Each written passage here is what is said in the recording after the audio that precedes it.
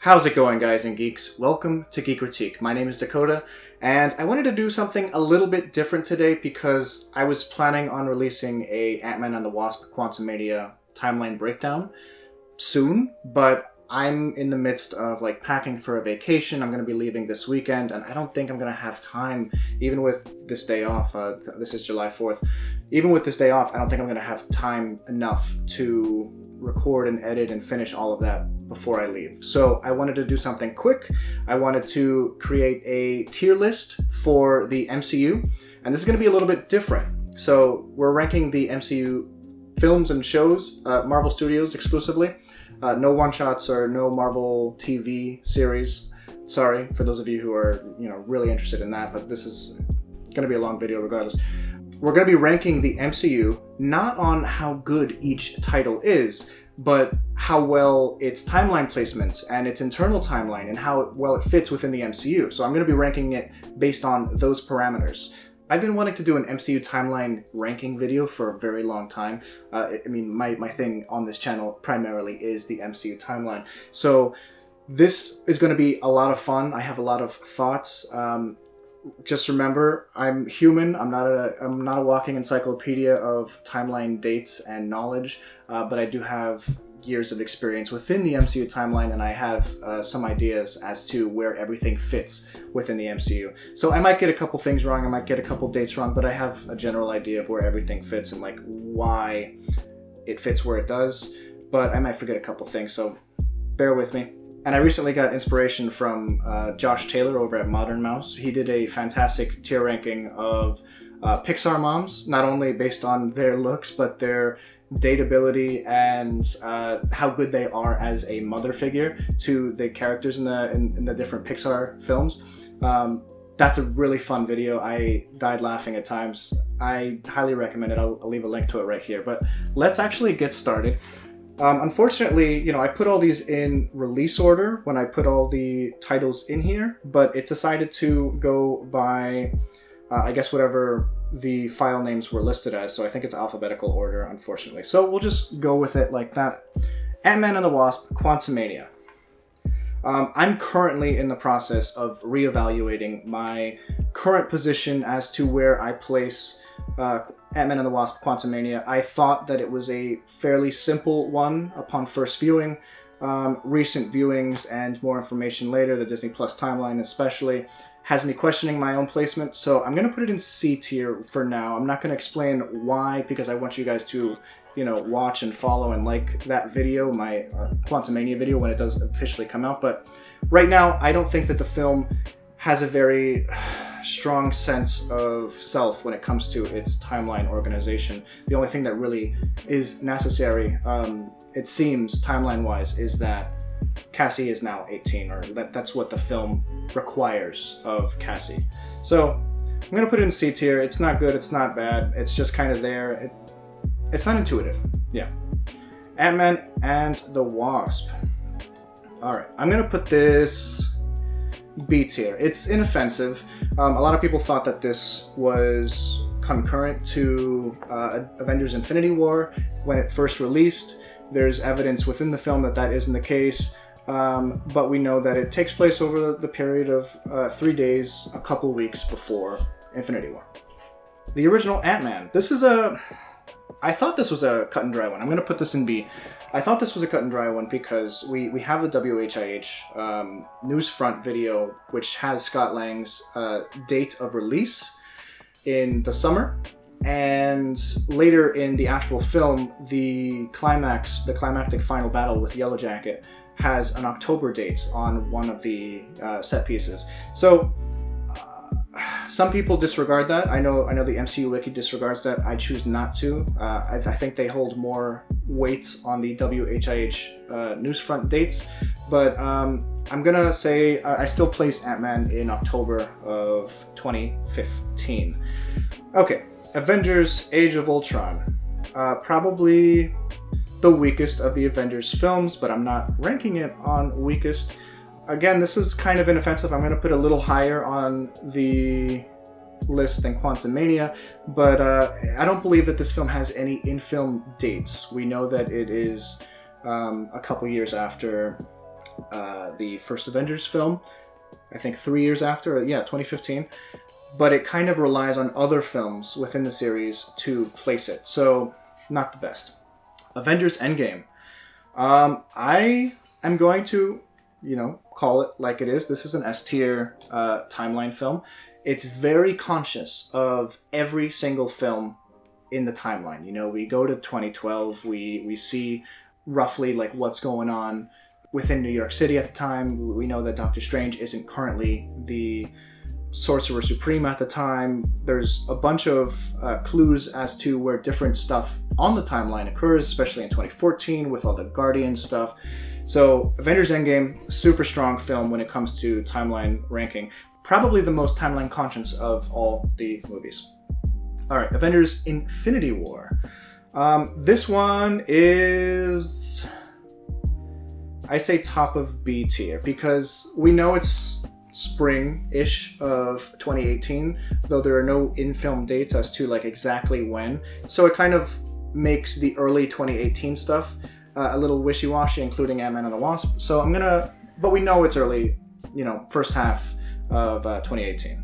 The Avengers, I'm going to place in A. Am I going to place it in A? I really like the Avengers as a film just in general. It changed the genre. It was I think it's a great film. But what I do like about it is that it has firm dates within it that we can pinpoint to, early May of 2012. And later films like Avengers Endgame and titles like Loki were able to help pinpoint exactly where in the stream of time the first Avengers film takes place. This does have some timeline errors, though.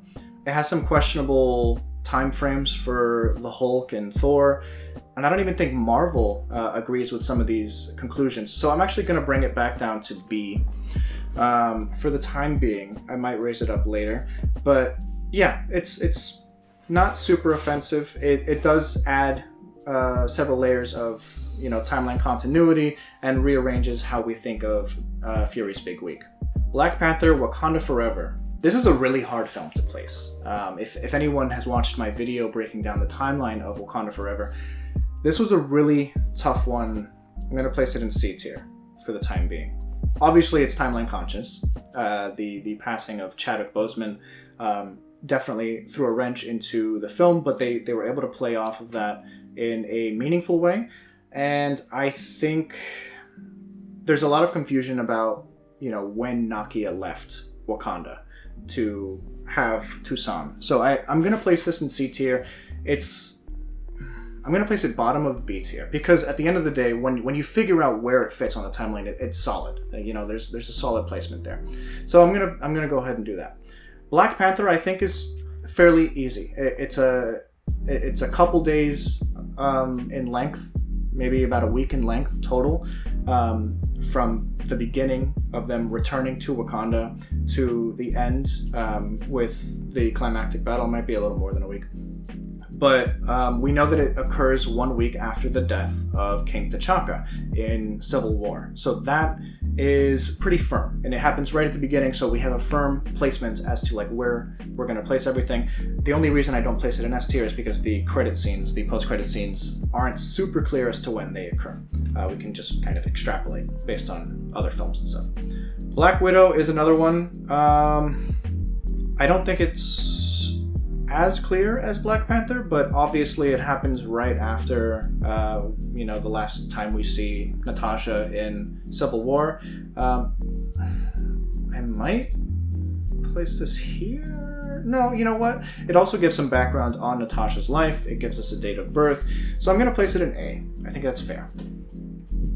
Captain America Civil War, I'm also going to place in S tier, because this was the first film that was super definitive as to when all of these titles took place. It gave a hard line as to 2008 being the date of Tony Stark saying I am Iron Man. It had that. It's a firm placement for future titles to bounce off of. We have, we have Infinity War referencing it. We have it referencing titles in the past. It helps place Avengers: Age of Ultron for us. And I really like that. I think that it was the up until Endgame, or before Endgame, it was the most timeline conscious of all titles. All right, Captain America: The First Avenger. I'm gonna place in A tier. It's not perfect. There are some inaccuracies as to like what dates appear on certain newspapers, but we can chalk that up as to like when they decided to release that information.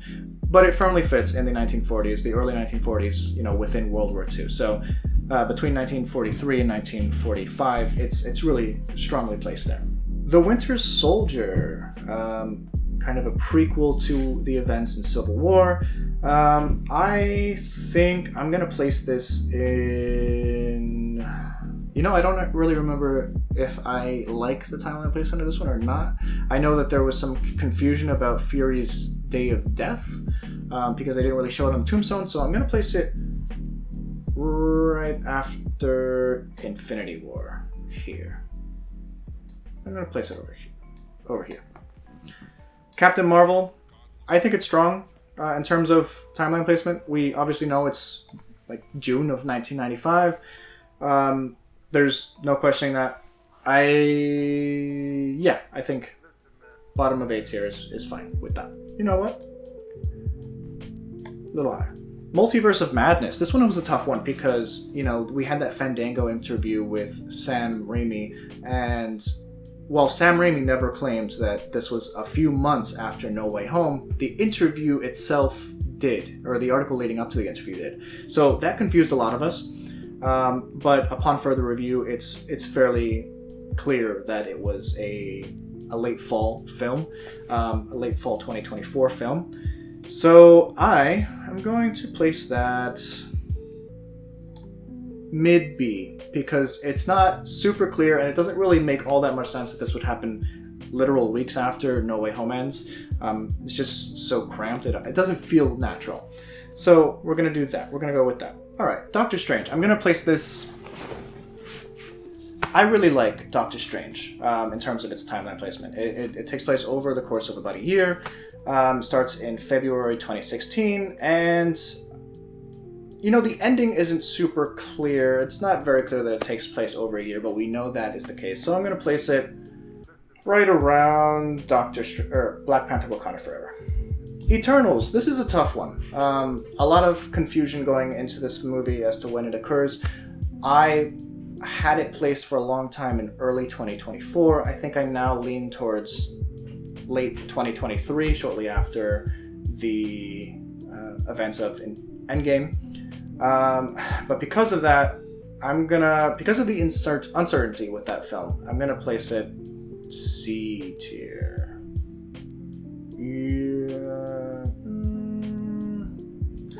I'm also going to drop down. I'm going to place this in C tier and drop down Quantumania a little bit, just because I'm kind of undetermined with Quantumania. Falcon and the Winter Soldier. It's strong enough. Nothing crazy. It's not very inoffensive. I will say maybe top of C tier in terms of, we know when it starts. We don't really know when it ends. There's plenty of jumps in time. Yeah, I think that's fair. All right, Guardians of the Galaxy Volume 3. I have it placed in the summer of 2026, but there's no real way to determine that. There are some clues in it. It's been a couple years since they've seen Gamora, but I'm going to place it bottom of C tier. When it comes to its own chronology, it does really well, but when it tries to fit into the wider MCU, it's not as strong. But we can kind of guess it's 2026 based on, the... You know what? B tier. Bottom of B tier. We can kind of guess that it's 2026 just based on the holiday special. Guardians of the Galaxy Volume 2. I'm gonna... it's clear that it's a couple months later, but I don't like the timeline placement. I don't like that it's only a couple months later. It doesn't fit the norm of the other films, and that's fine, but when it comes to the timeline placement, it's weird. You know what? I'm going to drop Eternals down. Guardians of the Galaxy. This one's pretty clear as to when it takes place.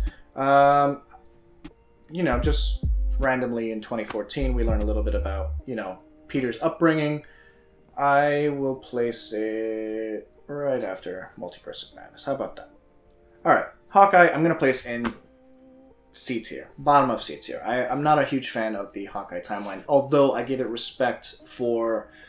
you know what? This is a tough one. I want to place it in B tier, actually. I'm going to also place it at the bottom of B tier.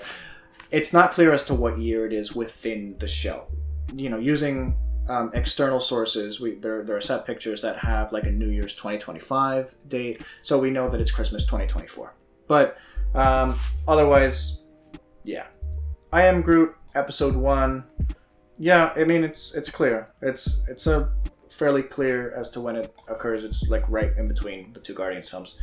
Yeah. Guardians, or I Am Groot, episodes 2 through 5. I don't think it's very clear, and I'm going to place this on the bottom of D tier. I don't see any outward or outright growth from Groot after the first episode, and it doesn't really make sense because it looks like they get a whole new ship.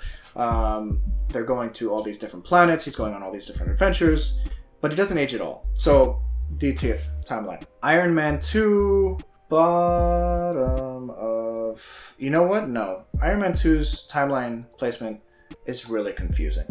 Obviously, we know it's 6 months after the first film, but that's a retcon of the first film, and then this film gets retconned to 2010 later, and then to 2011 with Avengers, and then back to 2010. And although that's not its fault necessarily, most of the dates within this movie have been retconned to some degree. And I don't... top of B tier. Top of D tier. Yeah. Iron Man 3, it's a little more clear internally when that film takes place, but it does have some issues. You know, there's a date in the film that everyone clings to. It's a December date within 2013, and the film doesn't really lend itself to that. You know, all the internal dialogue points to 2012. So, you know what? I'm gonna trade Iron Man 2 and Iron Man 3 for that reason. The first Iron Man film, I would say that this is S tier. You know? Not just because it's a good film, because I'm not ranking it on that. It is a good film. But it does have internal dates. The dates move forward chronologically. It's referenced time-wise within other films like Civil War. And there's been confirmation that Marvel Studios, with their upcoming MCU timeline book, are going to place this back in 2008. So that's where I place that one. Loki Season 1. I mean, this one kind of has to be S tier, right? Like, I was very pleased with the show being literally about the timeline, you know, for all time, always. I'm a sucker for timeline related stuff, and this one really defined what the timeline was. So I think in terms of timeline consciousness, it's right up there with Civil War and Endgame, and to a lesser degree, Iron Man. Moon Knight is a really interesting one. I'm gonna place it mid B tier, somewhere over here. Somewhere over there. Yeah, somewhere over there. There are no concrete dates within Moon Knight in terms of like present day dates. You know, it doesn't say, it'll never tell you like today is this date.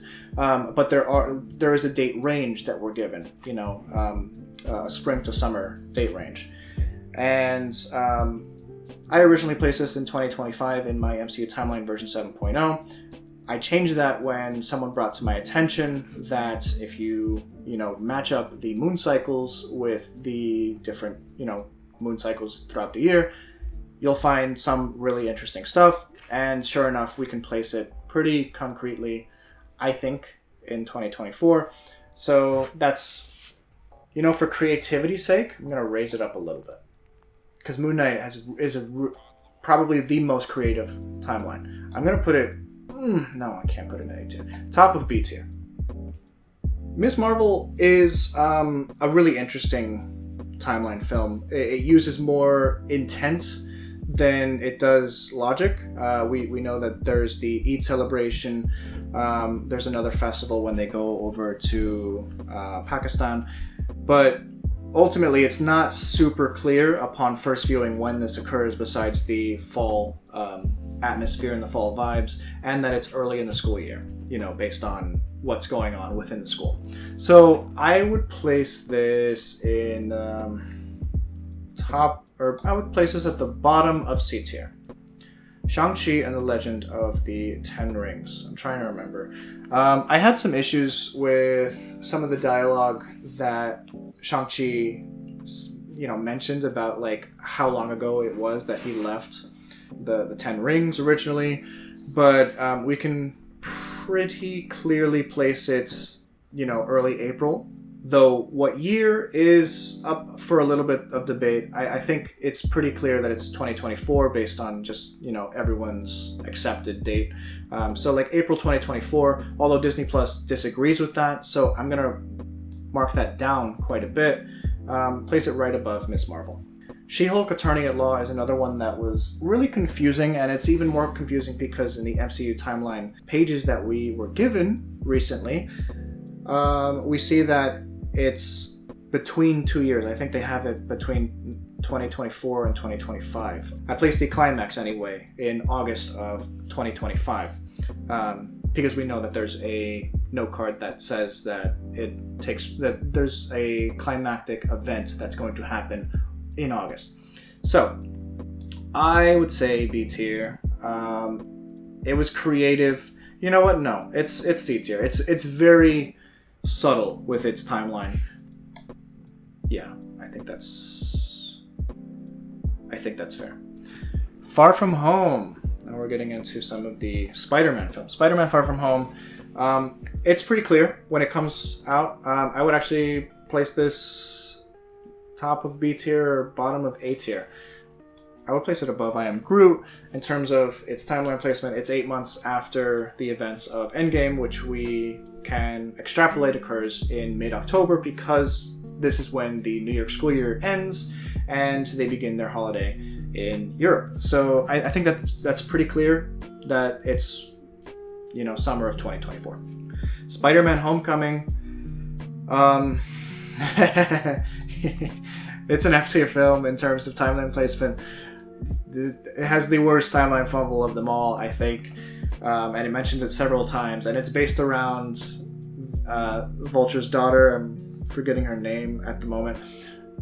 It's an F tier timeline. Every date and range in this movie shifts, scene to scene. Like the posters don't even have the same date that the previous scene had. It's just all over the place. It's the worst timeline placement. It doesn't even know what year it is, because if you look at the hard evidence in the film, it looks like it's a 2017 film, but it can't be. It's a 2016 film. It's just off. It's bad. All right, Spider-Man No Way Home. Spider-Man No Way Home, I think, is a B tier timeline film. It's not super clear as to when it occurs, if I remember correctly. I have pretty vague recollection, actually, of the timeline on this one, even though I did do a timeline. I didn't do a timeline breakdown video, but I did a timeline breakdown on my notes. But I would say it's maybe above Hawkeye. It's pretty clear that it's 2024. Not a lot of time has passed between Far From Home and this one. It's the following school year. Yeah, maybe right above Guardians 2. Yeah. The Guardians of the Galaxy Holiday Special, I'm going to place this in D tier in terms of timeline placement because it's fun, it's nice, but there's no real evidence as to like what year this is supposed to take place. We can kind of just assume that it's 2025. It's the current present of the MCU, at least when that came out. And yeah, Christmas 2025. A little confusing, but yeah. The Incredible Hulk, I think, is also F tier. No, it's bottom of D tier. Here's the thing. None of the dates in The Incredible Hulk matter. They are all retconned. This is still an MCU film, but they are all retconned. All the dates predate even Iron Man. So, the film itself takes place in 2007, but that's clearly retconned to like 2010 at this point. So none of the dates in this film matter. The time frames kind of matter, I guess. You just push everything up. So the internal logic is sound, but because it doesn't, like, none of the dates matter, it's not timeline conscious. It's not the film's fault, it's, the MCU's fault. Thor Love and Thunder. Not a super clear film in terms of placement. I would probably place it top of C tier. There was a lot of back and forth in the timeline community about like this film. We learn new tricks after every title as to like how to place things. I use some of the tricks I learned from my Moon Knight video and other videos, but I'm gonna place it mid C tier in terms of its timeline placement. It's not super clear as to how long Jane Foster was the Mighty Thor. Yeah, I think that's fair. It's also not clear how long it took them to make that Mighty Thor statue whenever they did that in New Asgard, but, you know, magic. Thor Ragnarok. I would place this top of B tier-ish. Top of B tier-ish. I think that it's fairly strong. You know, it gives us a proper date range of like how long the Hulk was in the Hulk form. It also gives some shape as to when the events of Infinity War occur, as well as the events in Age of Ultron, because we know that the Hulk was gone for 2 years at that point, or at least 2 years outside of Sakaar. I like that, although the post-credit scene is often confused as taking place directly after the film because of the way it was filmed. So I'm going to bring that down to closer to the bottom of B tier, because a lot of people think that occurs right afterwards. It happens over like half a year later, you know, as the events of Infinity War wind up. All right, we're getting to the bottom. Thor: The Dark World. I actually think this one has a pretty consistent and strong timeline. It's, you know, late 2013. I place it personally after Iron Man 3. I know a lot of people place Iron Man 3 after Thor: The Dark World. I place it mid B tier. It's inoffensive. It does the trick. And if you look hard enough, you'll find where this film takes place within the film. It's not contingent upon it, though. Yeah. The original Thor film was the first movie that didn't have any present-day dates. So I'm going to place that top of C tier. No, I'm going to place it at the bottom of C tier. The reason being, it requires other films to determine where it takes place. I did like the ancient Norse god history with the Vikings and stuff that it included, and the young Loki and young Thor stuff, so that was pretty cool. WandaVision is an interesting one. I would say this is B tier, pretty high up in B tier actually, just in the sense that it played with time really well. It did a fantastic job of, you know, turning what you perceive time as on its head before letting you into the real world and letting you know that this occurs 3 weeks after Endgame, brings everyone back. And the show actually dives into, you know, I think in episode 7, the intro has the actual date of the present day in it. And I think that that's pretty cool. So I'm going to call that B tier. Werewolf by Night is... It's purposely vague. I'm gonna put it over here. From first glance, it's a Halloween special. It has, you know, Dia de Muertos face paints on our main character. But if you dig a little deeper into the timeline of the special, it doesn't all make perfect sense with the theme of, you know, being a Halloween special. And there's proof within the show, within the special, that this isn't actually a Halloween time frame, but a late end of year time frame. I'm a little on the fence with this one in terms of like where I would place it, even on my timeline. But you know, at the current rate, it is at the end of 2025 for me. But yeah, it's a D tier. It's just not very clear. What if? You know what? Actually, I kind of like What If in terms of it reiterates when Fury's Big Week takes place. It goes back in time to some of the other you know, films and gives us a look at what could have been in these different time periods. And it's very timeline conscious in that respect, and I appreciate that. I don't really like the show all that much, even though I think it was very creative. So I'm going to place it bottom of A tier. And that is it. I'm going to try to get this out as soon as possible for you guys. I hope you enjoyed it. If you want to take a crack at making your own tier list with these films and shows, I'm going to leave a link in the description below. But please don't forget to like this video, subscribe, please subscribe. We have a lot of really cool content coming. I am starting work on my MCU timeline version 8.0. It's going to look a little bit different. If you want a hint at what that's going to look like, be sure to check out my Dungeons & Dragons Honor Among Thieves timeline video, because I play around with the timeline a little bit in ways that I think will look good with the MCU timeline. So take a look at that. Check out some of my other work right now if you can. Definitely check out Modern Mouse's tier ranking video of the Pixar moms. It's so funny. I'm going to leave a link to that right over here. So thank you guys. Have a good one.